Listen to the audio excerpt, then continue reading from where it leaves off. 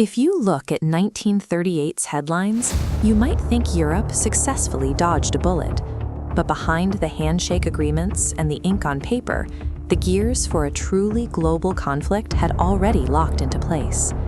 While Western democracies desperately clung to the international order established after the First World War, totalitarian regimes actively dismantled it piece by piece. In Germany, Adolf Hitler recognized that elements within his military and diplomatic corps were hesitant about his aggressive territorial plans.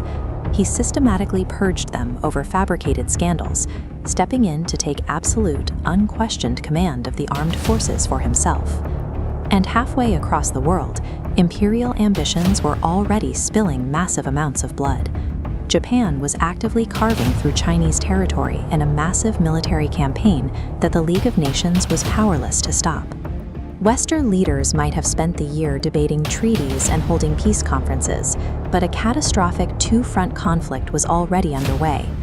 Hitler's first major move that spring was annexing the country of his birth, Austria. By massing troops on the border and threatening a full invasion, he forced the Austrian leadership to capitulate. German units rolled into Vienna to massive welcoming crowds, achieving a complete territorial takeover without firing a single shot. But behind the cheering parades, the reality of the Reich immediately set in. The Gestapo and local sympathizers began rounding up thousands of political opponents and systematically terrorizing the city's Jewish population in broad daylight. Hitler immediately pivoted to his next target, Czechoslovakia. He used the 3 million ethnic Germans living in the border regions, the Sudetenland, as a manufactured crisis, threatening military action if they weren't absorbed into Germany. This left Czechoslovakian President Edvard Beneš isolated and begging his supposed allies for support. With European civilians suddenly being issued gas masks in anticipation of bombing runs, British Prime Minister Neville Chamberlain took an extreme step. He sidelined his French allies and flew directly to Hitler's mountain retreat, determined to negotiate a resolution. The resulting Munich Agreement gave Hitler exactly what he wanted. Britain and France agreed to cede the Sudetenland to Germany. Notably, neither Czechoslovakia nor the Soviet Union were even allowed in the room while their borders and security guarantees were bargained away.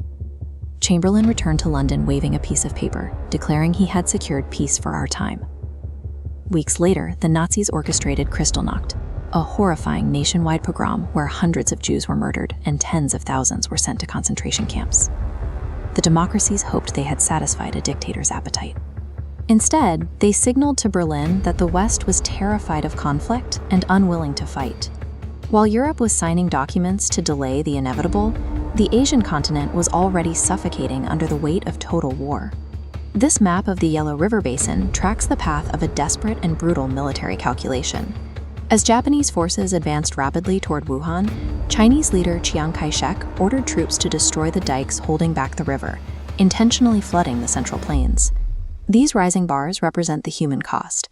Up to 900,000 peasants died from drowning and starvation, while 4 million were rendered homeless.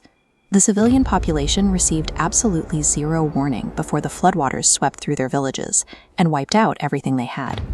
And the staggering human sacrifice didn't even save Wuhan.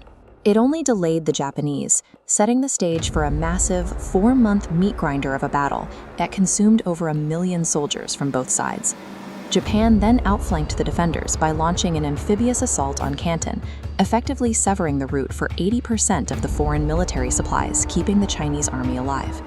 Yet, even with China's major coastal cities and productive capacity occupied, the Japanese military found itself locked in a vast, unwinnable guerrilla war in the interior. The occupation required a bottomless supply of men and resources just to maintain the front lines. The momentum of fascist military forces was accelerating everywhere. In Spain, the Republican army was being cut in half and decimated by Franco's nationalists during some of the heaviest fighting of the Spanish Civil War. In Asia, the Japanese army grew deeply anxious. Bogged down by Chinese resistance, they were now facing escalating, lethal border clashes with a much larger adversary to the north, the Soviet Union. The sheer scale of the aggression across both Europe and Asia finally triggered an alarm bell in Washington. Seeing the international order collapsing, the United States Congress passed legislation to rapidly expand the strength of the U.S. Navy by 20%. The defining mistake of the year was the belief that aggressive territorial demands could be managed through compromise. Giving up land did not pacify the Axis powers. It only gave them the strategic positioning they needed for the next strike. By the time the calendar turned, the political and geographic traps were fully set. The entire world was standing over a powder keg, entirely primed for the events that would ignite it.